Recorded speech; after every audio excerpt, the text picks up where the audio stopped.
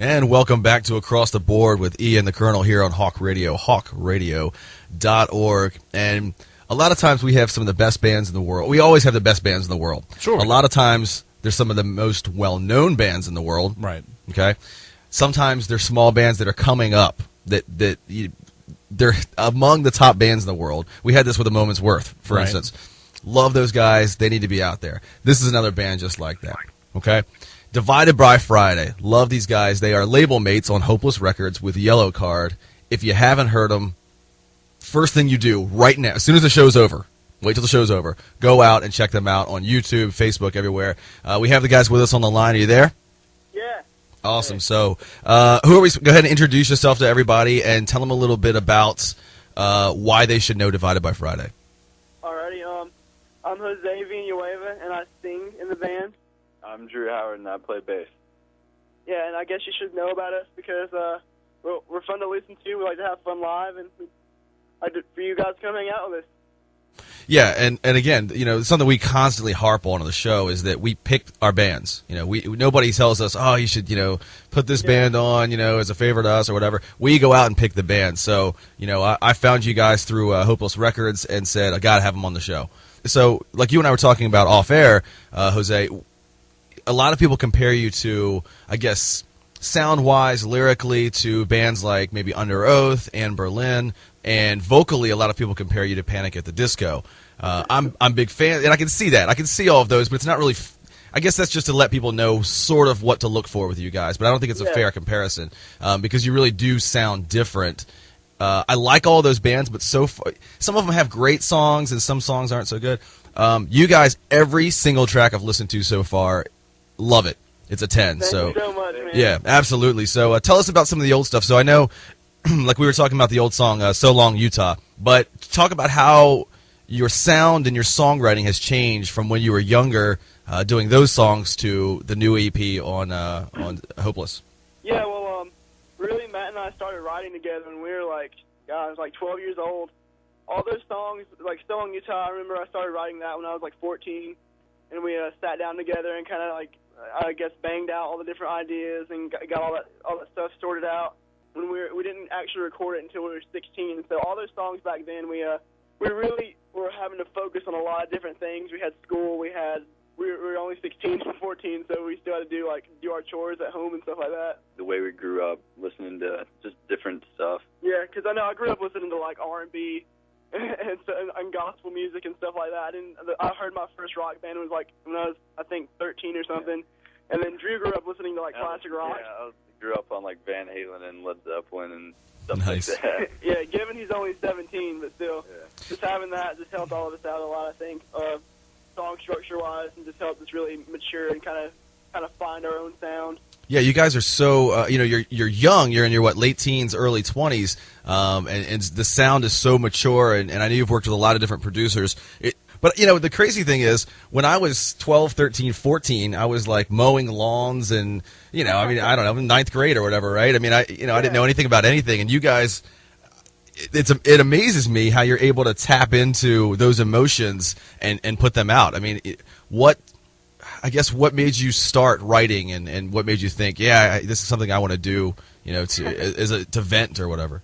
I randomly wanted to start playing guitar just because my cousin played guitar, and I thought it was really cool, and I really liked the band Reliant K, and so I was like, oh man, these guys are awesome. Maybe one day I can write songs like that.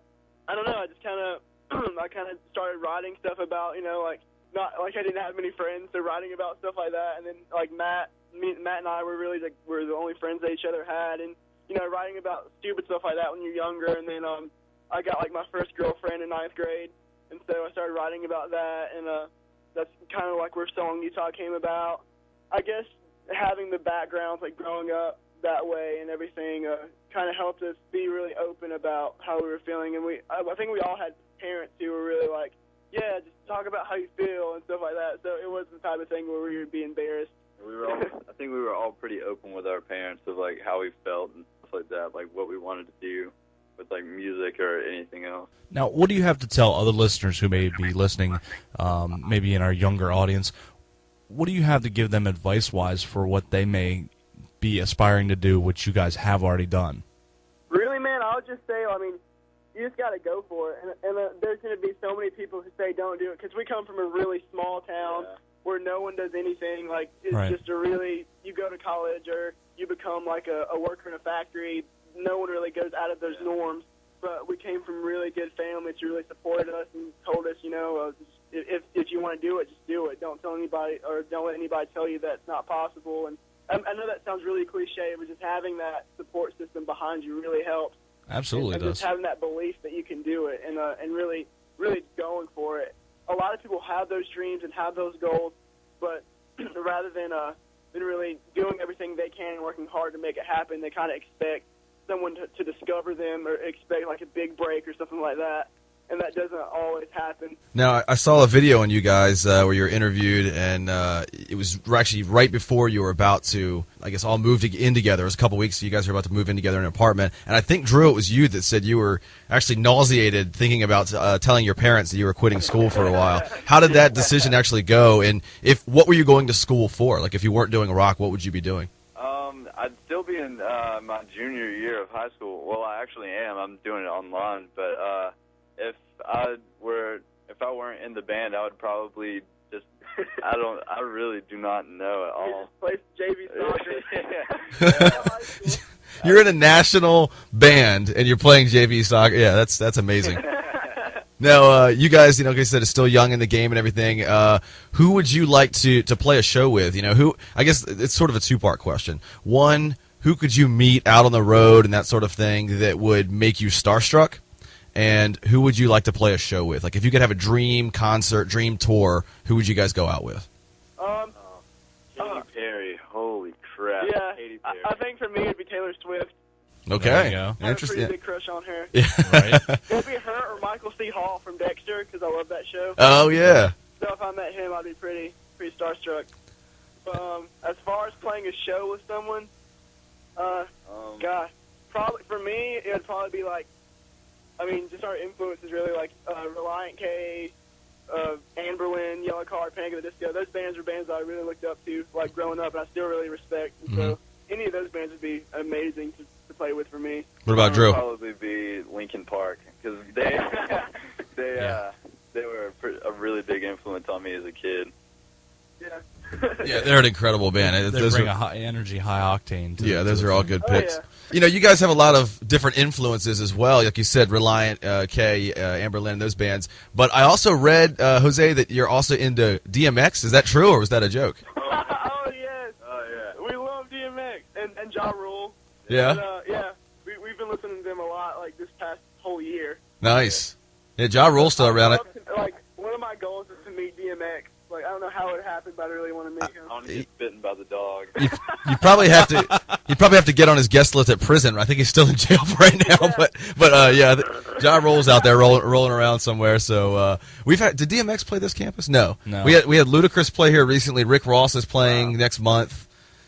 Slick Rick, some of those guys. But yeah, we haven't had Ja Rule yet. I'll have to get him. Yeah, I'm a big fan of DMX as well. I agree. Yeah, you got to get that. Yeah, we'd be big with that. So The VIP and Velvet Rope section at prison, I guess. Yikes. I don't know, man. He came out with the Christian album. Yeah, he came out with a Christian album, but then he got arrested for cocaine possession. Maybe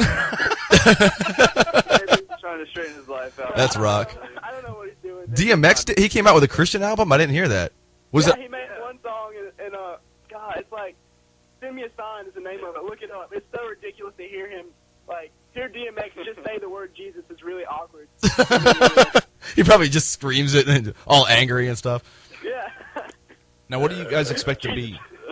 What do you guys expect to be your legacy down the road when it's all said and done? I mean, you guys have a long, long future ahead of you, a lot of years to perform and be on the road and make a career out of this. But what do you expect to be the end game? What's going to be Divided by Friday's legacy when you're done? Pretty intense question. Yeah. I would be completely content just knowing that, what Reliant K and Yellow Card did for me, giving me the inspiration to start playing an instrument and, really, going after that dream. If we could do that for anyone, that would really that would do it for me, just knowing that we inspired someone to do something out of the norm and to go for a dream that isn't typical. And, I don't know, that would be fine with me, just knowing that someone got that courage from listening to our music. That's awesome, and I agree. That's such a great and aspiring legacy to have to be able to inspire people and help them go along that path that you walked as well. What's your favorite song to play live? And if you guys, I mean, I know cover songs tend to be cliche, but if you had to pick any one song that you could cover on stage that you haven't done yet, which one would it be? Oh man, I think my favorite song to play live is it's a tie between "Disappoint," "Surprise," and a new song, like our new single. We started playing that a lot. I guess for now, since we haven't played it for an audience yet, then my favorite is "Disappoint," "Surprise" to do live. You know, if I could cover a song, I like to cover what's the name of that? The "I Just Died in Your Arms Tonight." Oh, yeah. That song, I want to cover that song really bad. The Cutting Crew, yeah. Cutting Crew, yep. That'd be interesting. Yeah, you guys should definitely do that. Yeah. Yeah, I can hear that already. That would be sick. That would be pretty. Yeah. I really want to cover that song. I think my favorite song to play live would probably be "So Long, Utah," because it gets pretty crazy. Yeah, it's a Yeah. good It song. gets really crazy, actually. It's a good And song. the cover song, the Lemon song by Led Zeppelin, maybe. Nice. That's a great, good call. Unorthodox. I can't see you guys covering any DMX right now. No, I'm trying to. Oh, man. I don't think we have the vulgarity to pull anything off collectively.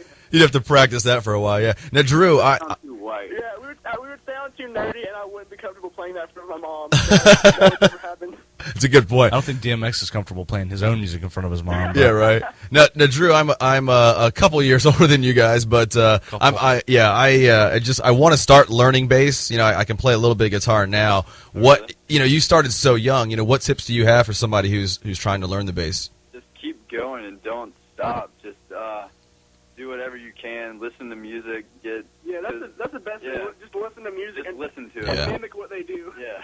That's the best way to do it. Learn how to tune and Right. just learn your stuff. Yeah, it's really hard to explain. I guess like Yeah, it's really hard. all of us were just self-taught, and we just kind of sat in front of a radio and tried to make our guitar sound like what was coming out of the speakers. Now, tell us a little bit about the new album and how everybody can follow you. In fact, as of about half an hour ago, we are now following you on Twitter. But tell everybody the MySpace, the Twitter, everything. Well, I guess the newest album that we put out is just the EP. We're not putting out another album until the fall or the summer, one or the other. But if you don't follow us on Twitter already, it's just twitter.com/dividedbyfriday. Facebook, it's facebook.com/dividedbyfriday. Any website you can imagine, just put / and Divided by Friday at the end of it, and we probably have it. Nice. DMX.com/dividedbyfriday. Our personal DMX page. So, I like it. And you guys are from the town of North Carolina. Is what, Laurinburg? Is that how you say it? yes, population of 15,000. 15,000. Wow. So shout out to Laurinburg, North Carolina. Wow. Yeah, Laurinburg, North Carolina. Are you guys the most famous people? people? Are you guys the most famous people to ever come out of there? Or? I think we have a good basketball team. Yeah. I think like there's a basketball player or something. One kid, he plays for like the Panthers now, I think. I don't know. Really? But other than that, That's other pretty than sick. sports, Oh, never mind. It's not Laurinburg, but there's a professional wrestler in the WWE who came from Pinehurst, yeah. which is close to Laurinburg. Nice. Well, thanks, guys. Again, really stoked to have you on the show, and not even kidding. I don't give false compliments to anybody on the show or off the show. We're both big fans. I was playing it again this morning. Disappoint, Surprise, and some of the other stuff. And Colonel and I were both just saying, just great band. So. Thanks so much, man. It really does mean a lot. Well, guys, we do appreciate it. Again, I can't recommend check out their music, their videos, the new stuff and the old stuff, but definitely the new stuff with Hopeless Records.